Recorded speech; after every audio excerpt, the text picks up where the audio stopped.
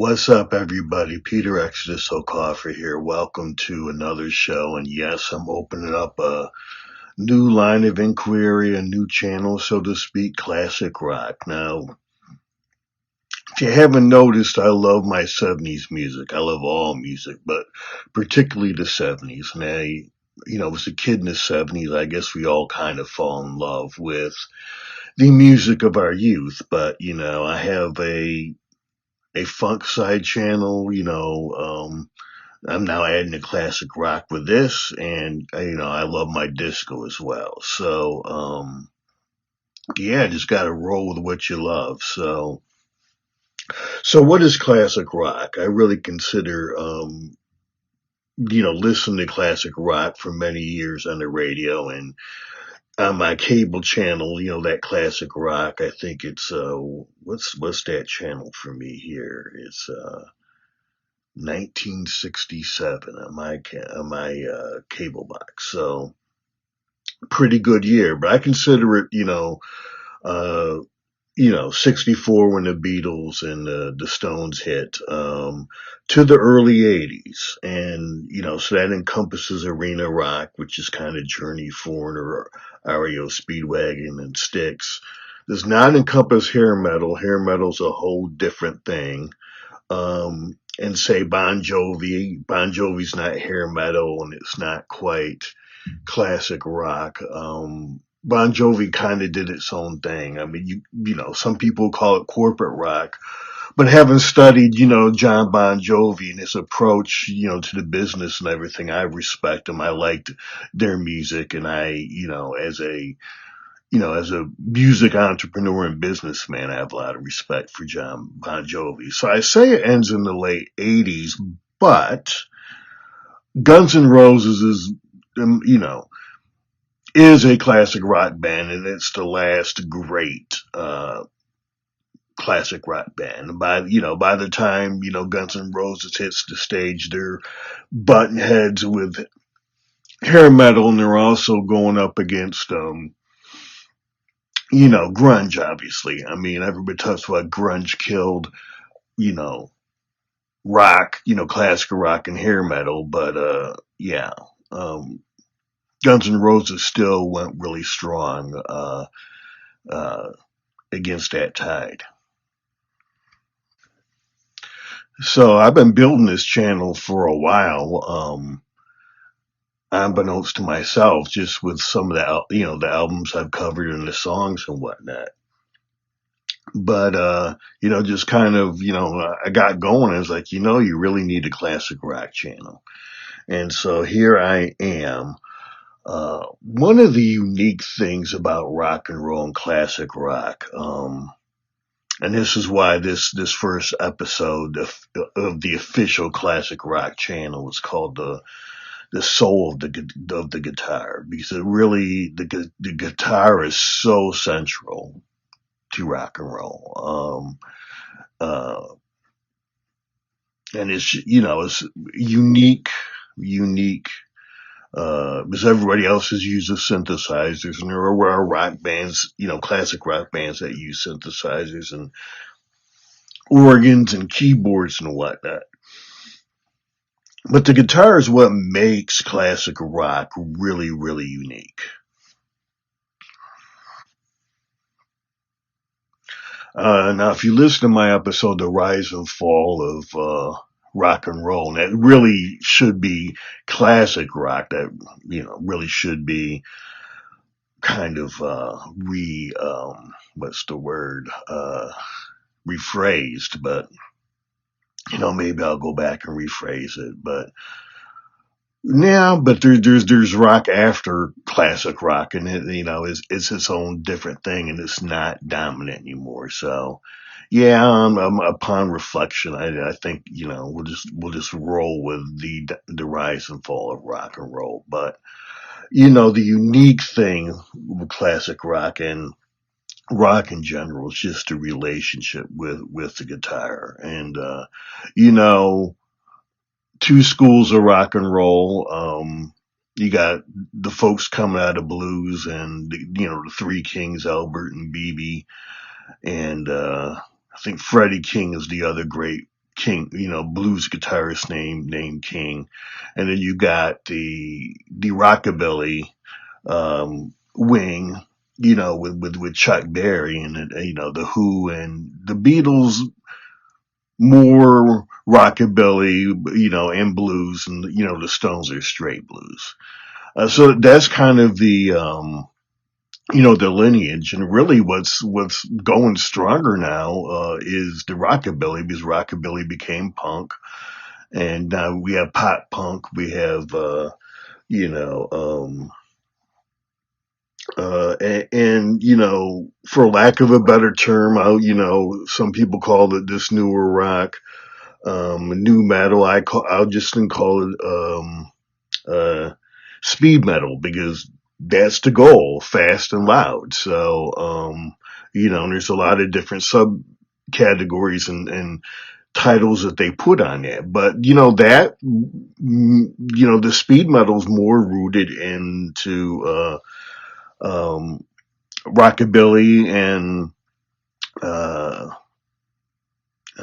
classical music than it is the blues. So, and most, all classic rock was somewhat rooted in the blues, and as it kind of got moved along, it went away from the blues. So, yeah, I mean, to be blunt about it, there's not much blues in mainstream music anymore. I mean, uh, to set the record straight, though, there's still, blues as a subgenre, and there's a lot of young great blues artists. It's just, it's at least for a while now, it's run its course on popular music, because even, neo soul's more rooted in, jazz. I'll go through that. I'll probably do an episode on, you know, uh, the blues and, uh, jazz, and how they, kind of became R&B. But it goes back to, I have an episode in Branding on uh, Motown and Stax. And so Motown is a little more, I mean, coming out of jazz, and Stax is definitely coming out of the blues. And so, interestingly enough, you got, the winner, who's winning that fight between Motown and Stax. Well, Neo Soul is, you know, um, out of the jazz lineage. So, thinking of Snow Allegra and uh, her, and some of these other Jasmine Sullivan, those people. But, hip hop is definitely coming out of Stax. So they're both, still strong and prevalent, and really hip hop. Even though in some ways it doesn't sound like the blues, it covers all the same topics that the blues covered, just in a different way. So, in that aspect, yes, the blues is still alive and strong, because hip hop is, the 21st century blues. But the blues sound, you got to go and you know, listen to the blues masters and the current blues folks. Um, so yeah. So the blues man and his guitar, and the rock and roll guitarist and his or her guitar. And I should say, for the blues, I said man. I should say his or her, because Sister Rosetta Tharpe is in the Rock and Roll Hall of Fame, and she was a very good blues guitarist. So caught myself, but a better example that really exemplifies, that in some ways are two um, artists we know and love, at least most of us, Elton John and Billy Joel. And, when I think of those two artists, I think of the piano. Now, I don't know how either one of them stack up with, a jazz pianist or a classical pianist, but there's some songs that they have where they literally become one with the piano. I mean, it's a spiritual connection, and it comes through in his songs, and it's a beautiful thing. So our song, Elton John, Piano Man, Billy Joel, um, Elton has a few others, but it's just like, the piano becomes an extension of those two. And that's how it was with the blues guitars, and that's how it was for Jimi Hendrix. I mean, people, Jimmy took his guitar everywhere with him, and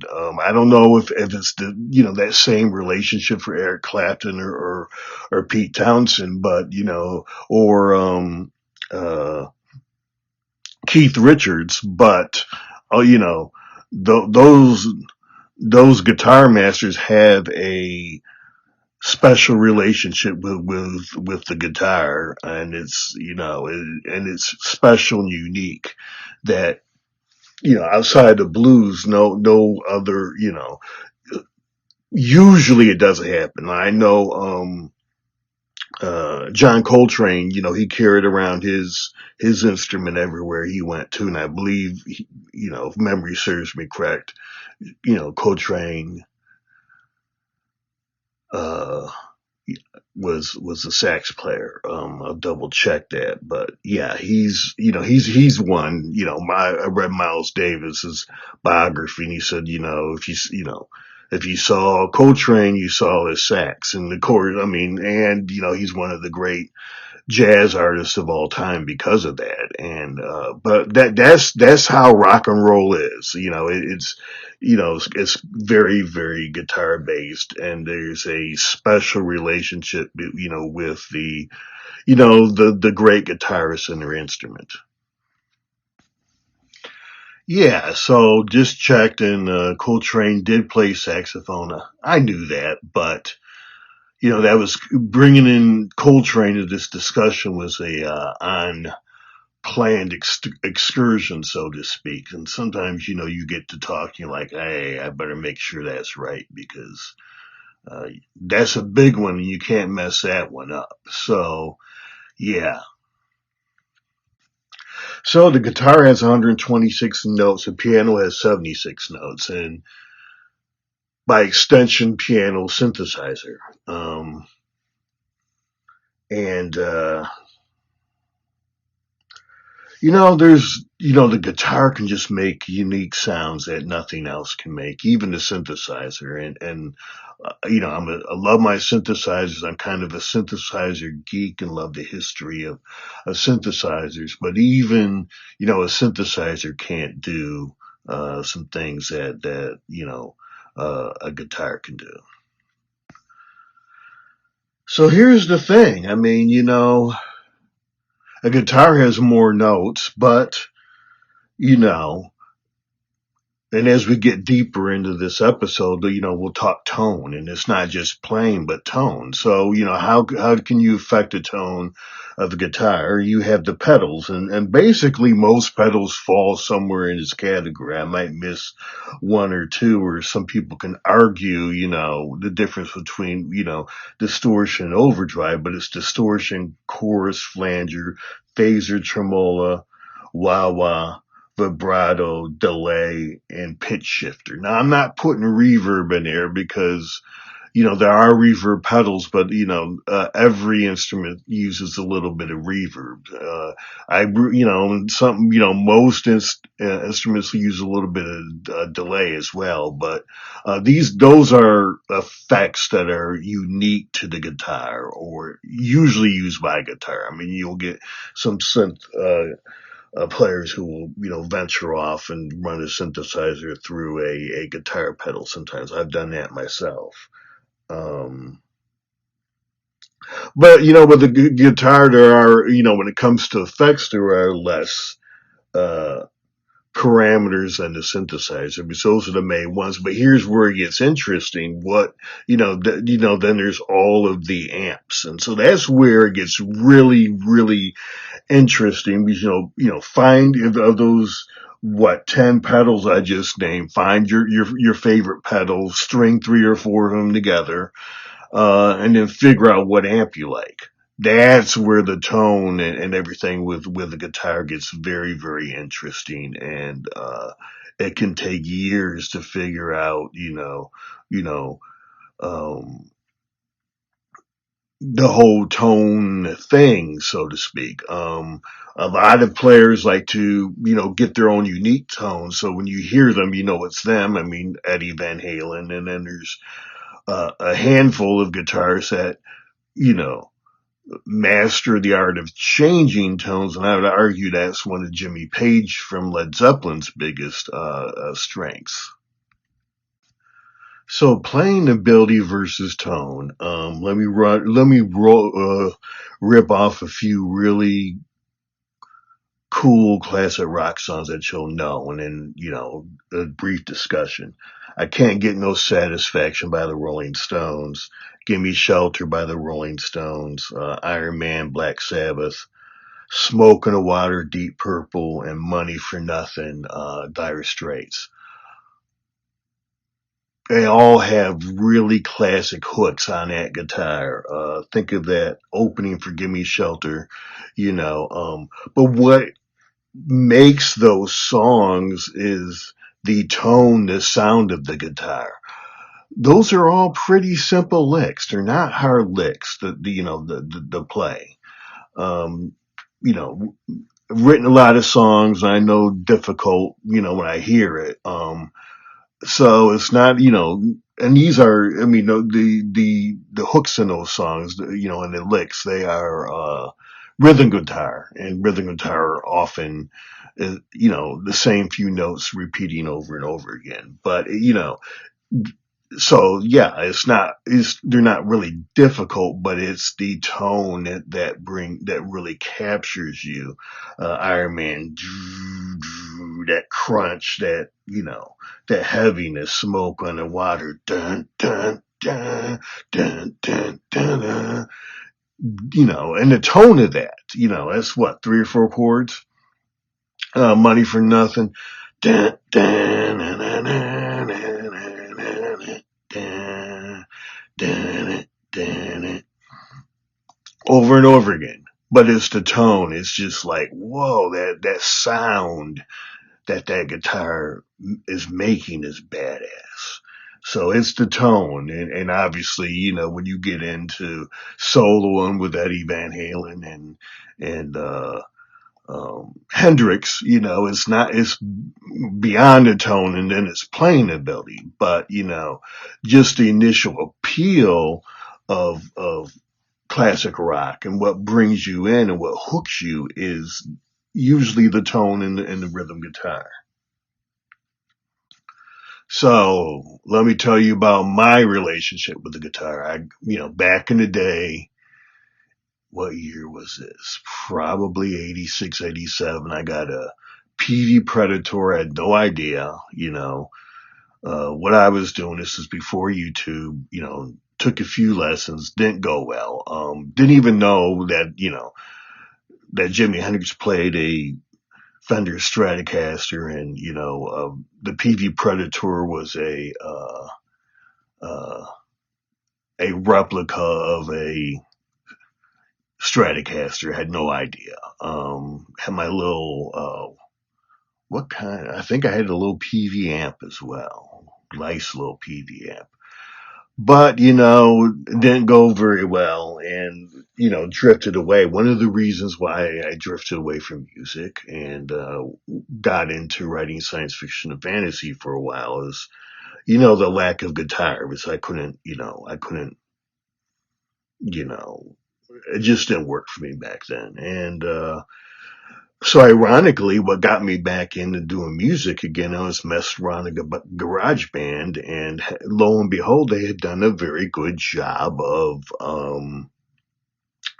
sampling guitars. And then there's loops. So, so talking earlier about rhythm guitar playing the same, you know, several bars or notes over and over again. Well, guess what? There's plenty of loops out there that someone did and that you can use and, string out and, do a rhythm guitar line over that. So So I consider myself, let me get this, a guitar arranger. And, you know, some baby boomers will probably have a problem with it, learn how to play guitar. Look, I want to write music and, um, that's what I want to do, and I love the guitar.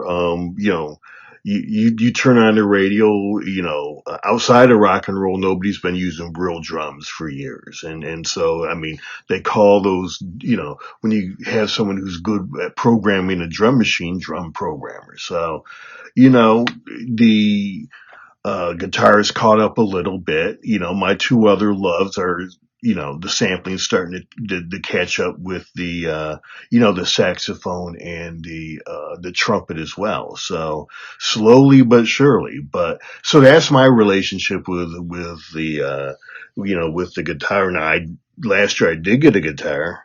And I have played a little guitar in some of my songs now, mixed in with the samples um, and whatnot. So I'm kind of a hybrid guitar arranger now, and it's some of the things that I use on there's just effects and things you still can't do on the keyboard that you can do on a real guitar. So that's kind of where I'm at. Is you know I am a guitar arranger. What really struck me is I ran into um, it was a jazz guitar loop, and I remember hearing it. It was very bittersweet. It was sad but hopeful at the same time, and that's really when it hit me how unique the guitar is. And I remember my first thing was like, as much as I love synthesizers, there's no way you could ever program a synthesizer to do that sound, that tone. And I've loved the guitar since I was a kid, and that just kind of you know hit the nail on the head as to why I love the guitar. Well, that loop is in the song on my first album called "Longing for You." Um, and speaking of tone, Eve's Call, the last song on that album, "When I'm With You." Pretty simple, what, three, four chords maybe at most, but it's the tone that really sets the song. And in some ways, I try to become one with that guitar in that song. That's another reason why I'm a huge Johnny Cash fan, because uh, Johnny as a singer, I mean, I think Johnny, would admit he's an average guitar player, which is fine. These average guitar players, end up being really, really good guitar players. But Johnny was very, as a vocalist, really merged with the guitar, and really there was a spiritual connection between his voice and the guitar. So that's one reason why I've always been such a big Johnny Cash fan. And not and Johnny, he did a lot of acoustic stuff, so he could do that. And it was just one of the things that made Johnny Cash so unique. So as I've said earlier, and numerous times in other episodes, the hook when it comes to classic rock is in the rhythm guitar. And, Malcolm Young from AC/DC is probably the quintessential great rhythm guitarist. Now, recently, Angus Young came out and said, I think Malcolm Young is a better rhythm guitarist than Keith Richards. I tend to put Keith in his own category. I think Keith and Pete Townsend are a little different because they kind of weave in and out, in their playing style between rhythm guitar and lead guitar. And so I don't consider Keith a pure rhythm guitarist, but Keith is an amazing, one of the greatest guitarists of all time. I'm going to do at some point my top 10 guitarists, and Keith Richards will be on that list. But when it just comes to pure rhythm guitar, Malcolm Young all the way. I mean, he has so many great riffs, and hey, look, a great hook, a great riff. For those of you who saw the Beavis and Butthead cartoons back in the '90s, whatever they were, you know, air guitar too. That's the hook. That's the hook, and and it's not just what they're playing, but it's how they're playing, and it's the tone. Yeah, so classic rock hooks with the usually the rhythm guitar, but also vocals as well. Whereas hip hop, pop is usually piano or vocals and keyboard based, and hip hop can be the bass, the vocals, numerous ways of you know you know bringing you in with that hook. But it's almost always the rhythm guitar plays some, you know, uh, is factors in somewhere when it comes to, reeling you in and getting you interested in the song. Now, interestingly enough, when punk broke out, in the mid to late '70s, one of the uh, when people thought of punk back then was like, oh yeah, they're really bad drums, really bad guitar playing, yada yada yada. But actually, by the time the Go-Go's hit, in the early '80s, their rhythm guitar playing was on point. It was really, really good. And punk has kept up the best punk bands. They play very, very good rhythm guitar, and it's very intricate and can be kind of difficult to play. So it's ironic that punk, you know, got typecast as bad guitar playing, and now, in comparison to classic rock, some of that rhythm guitar is pretty intricate and is more difficult than classic rock. So yes, you need a little more skill to actually to play, to play punk rhythm guitar, where it's still more in the tone when it comes to classic rock. And what the tone does in classic rock, and this is so important, in the rhythm guitars, it sets the mood. It sets really sets go back to that list, from earlier, and that haunting opening guitar, Give Me Shelter by the Stones, or I Can't Get No Satisfaction, and that, just snarly, ferocious and guitar that you get for you hear for the first time. I mean, you really got me by the Kinks, kind of, a year earlier had that sound. But I mean, that's what stands out, and just that the power from Money for Nothing, and that guitar, it sets the tone, that opening guitar riff, Money for Nothing, and it grabs your attention. And so that's again is rhythm guitar and what classic rock is all about.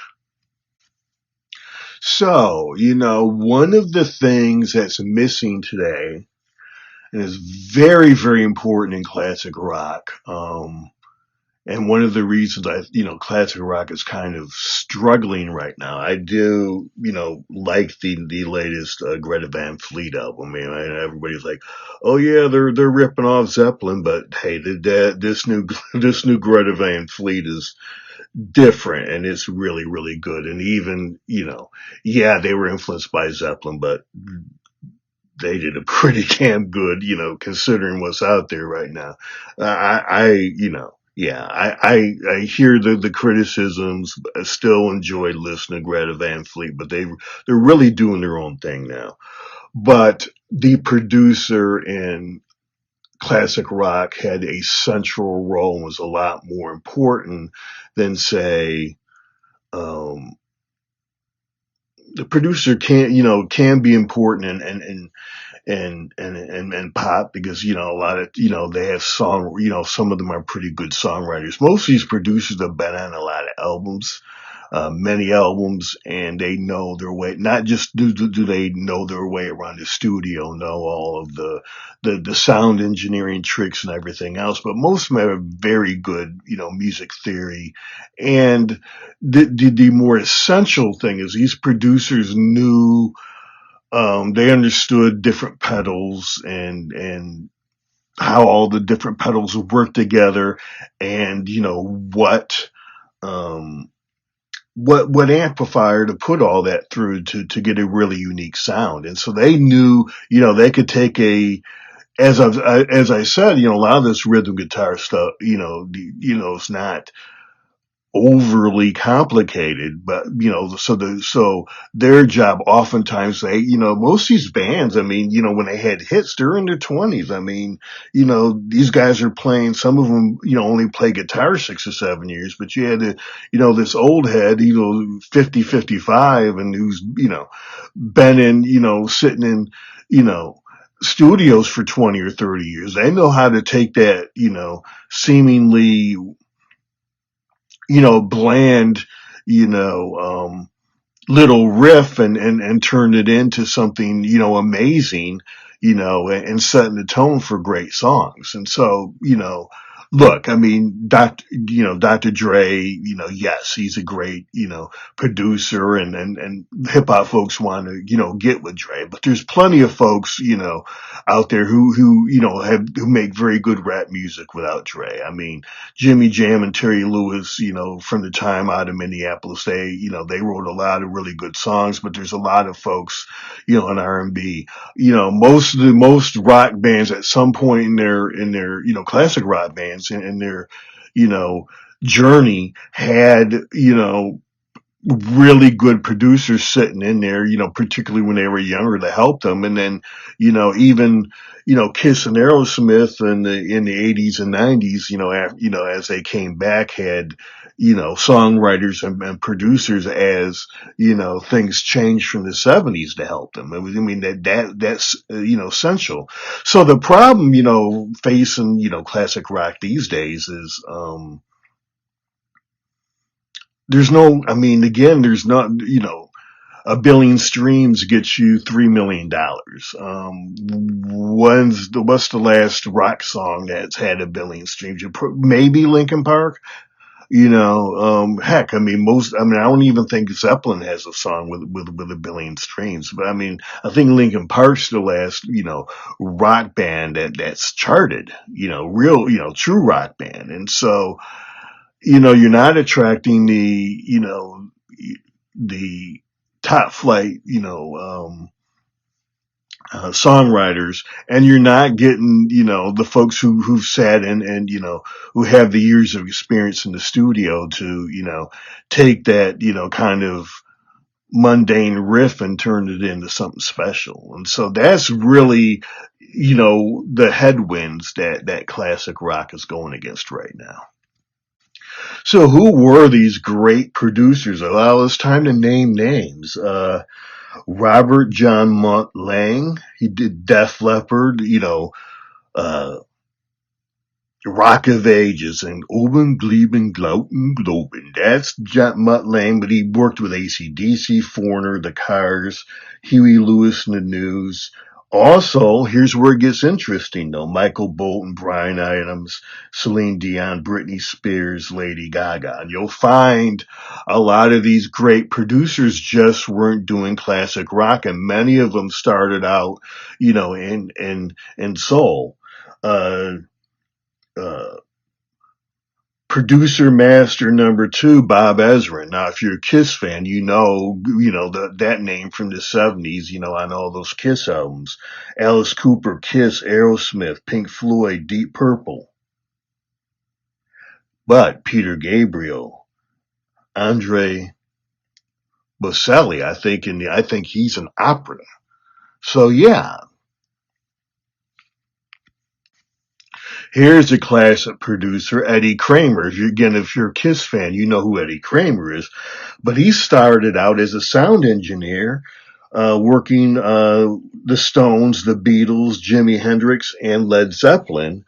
and he graduated. Yeah, that'll get you you'll graduate when you work with those four as a sound engineer. You're going to learn a lot. So he graduated, so to speak, and became a producer for Peter Frampton and Whitesnake, Twisted Sister, and Kiss. A lot. That's how it was done. So by the time you're getting Whitesnake, that's 20 years, and Twisted Sister, that's the early 80s. And if you're doing Jimi Hendrix and the Stones and the Beatles, then that's 25 years right there. Next on the list, the great producers Glenn Johns, The Who, The Eagles, Eric Clapton, The Stones, Bob Dylan. Pretty wide scope there that he's doing. Next on the list, the one and only Jerry Wexler. I mean, he's another main one.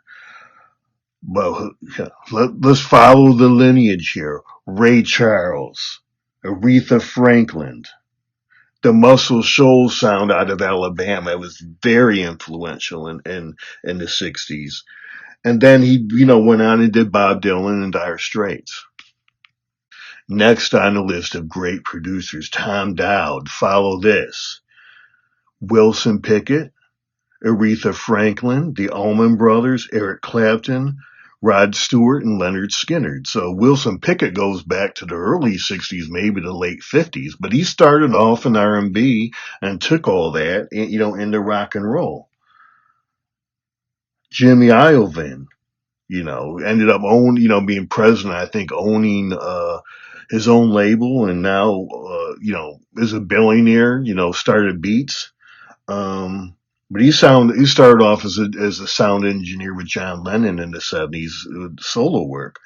He worked, producer for Tom Petty, Stevie Nicks, The Pretenders, Dire Straits, uh, Butch Vig, VIG, Nirvana, Smashing Pumpkins.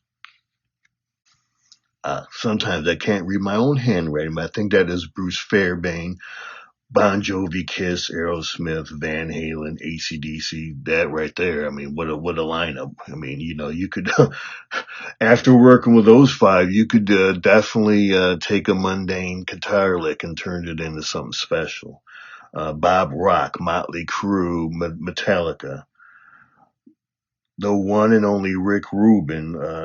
That's a long list, but for some reason I'm going with Tom Petty, Black Sabbath, and obviously Johnny Cash at the end of his career.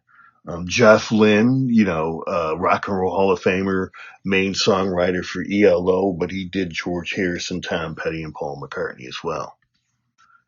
Jimmy Miller, the Stones, Traffic, Spooky Tooth, Tony Visconti, very, very close to David Bowie and, the late 70s stuff, Bowie, but he went over the course of Bowie's career. He worked with Tommy Visconti numerous times after the late 70s, but Tony also worked with T-Rex, the Moody Blues, and Thin Lizzy. Daniel Lanois, U2, Bob Dylan, Peter Gabriel, Willie Nelson. Interesting list there. Brendan O'Brien, the Black Crowes, Stone Temple Pilots, Pearl Jam, Rage Against the Machine, AC/DC, Neil Young, Bruce Springsteen. So he's probably starting with Springsteen, Young, and AC/DC, and then moving into those, those later bands. Ted Templeman, we know that name. Van Morrison, the Doobie Brothers, Carly Simon, Van Halen, Phil Spector, The Wall of Sound, legendary, starting in the early 60s, but he worked with a lot of big folks in the 60s, one of them being Tina Turner. Last but not least, with those big record producers, Brian Eno, David Bowie. Again, he was big. David worked, him and Tony Visconti, off and on through his career separately. Brian Eno also did U2 and the Talking Heads. So now it's so different. Back in the day, during the classic rock era, you were in the studio, the producer was in there with you. Now this is sort of the era of these superstar songwriters. So you got Mark Ronson that does pop and Swiss Beats hip hop. Missy Elliott has done a lot of great songs for people. Max Martin pop, DJ Khaled. When DJ Khaled's done a song, hip hop, R&B. But he had a great run. I tell you, DJ Khaled had a great run during the pandemic. I don't know what he was doing, what he was smoking, but boy, 2020 and 2021 into 2022, he had a great 2.5 year run there. I mean, the dude has hits, his stacked hits, but he really took his game up during those years. But here's the difference. I mean, now we have what we call, digital audio workstations, and you know, when it was tape, you had tracks, whether it's 8 track or 4 track or 16 track or 24 track. And, but you had to be in in the studio to lay tracks and work on those tracks. Now, those quote unquote tracks are called stems. So, you have, a bass stem, and you'll have, some folks who do stem for the kick and the snare and hi-hats, and you can email someone the stems and they can do the vocals and email the vocals back. So it's a different work product. They just do things differently these days. You don't have that camaraderie in the studio thing anymore like you had back in the 60s, 70s, and 80s.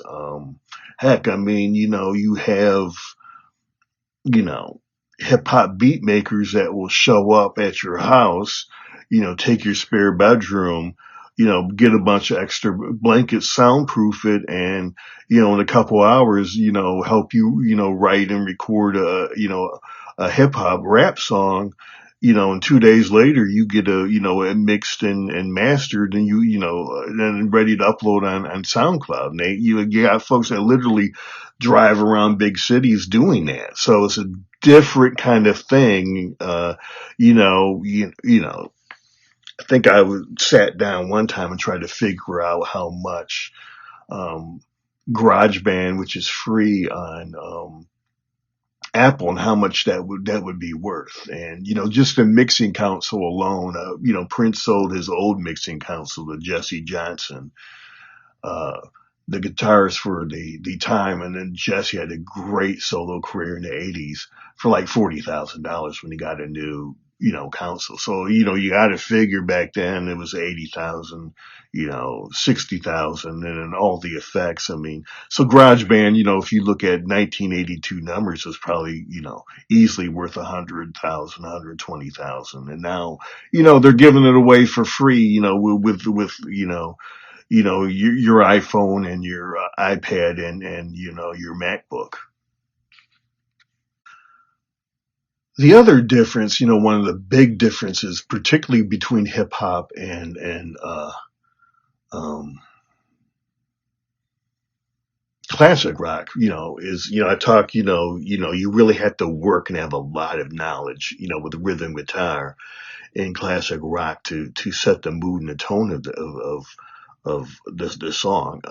It's really easy with synthesizers. I mean, even back in the day, when you were doing the organ or pianos, you had to know some music theory to know. Well, should I use a minor here, a minor chord, and a major chord, and yada yada yada. But now you can just find the right patch, and you know, if it sounds, a certain way, it doesn't matter, the music theory doesn't matter as much, whether it's major or minor, because, the tone quality of that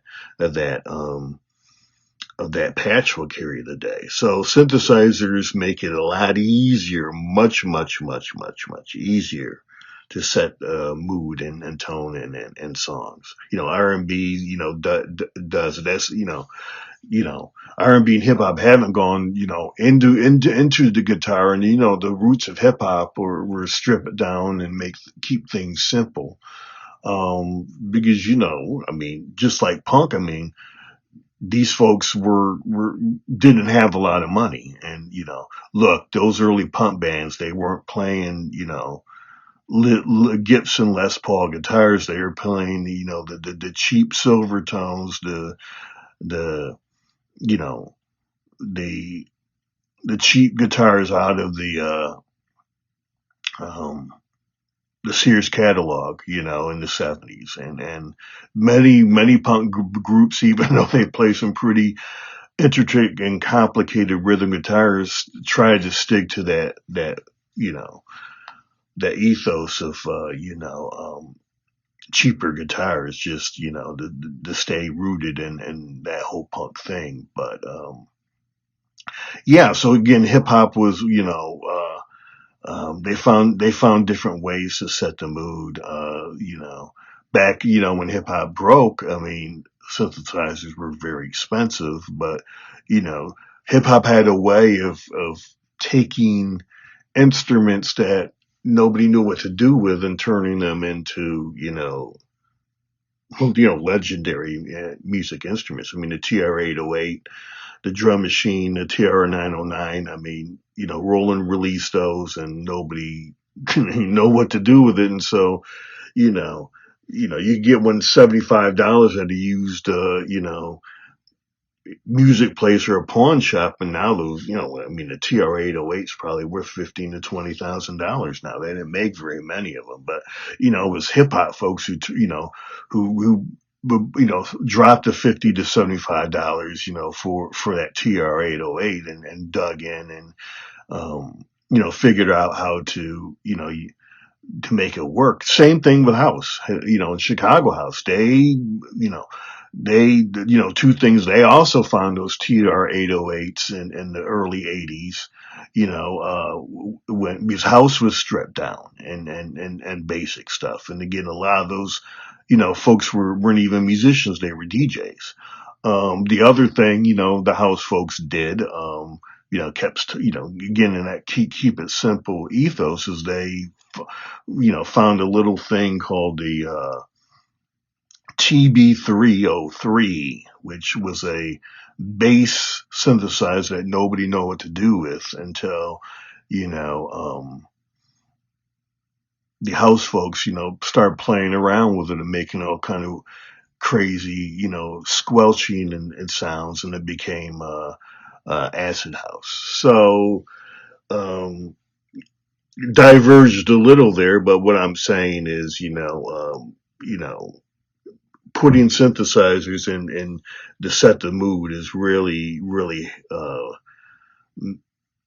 made it easier for other genres that weren't as guitar driven as classic rock. So, I mean, at some point too, I plan on doing, what the comeback of classic rock will look like, because as I've said before, no genre really dies, and so I do think there will be, in some form, some fashion, a revival of classic rock in some way. The blues sound and the blues rock sound, different from, you know, the traditional blues sound. I mean, there's gonna be, it's inevitable. I mean, look, disco's back. Dua Lipa's a disco. Everybody thought disco was dead, and Dua Lipa, how many, billion stream songs, how many songs does she have in the Spotify billion streams? Um,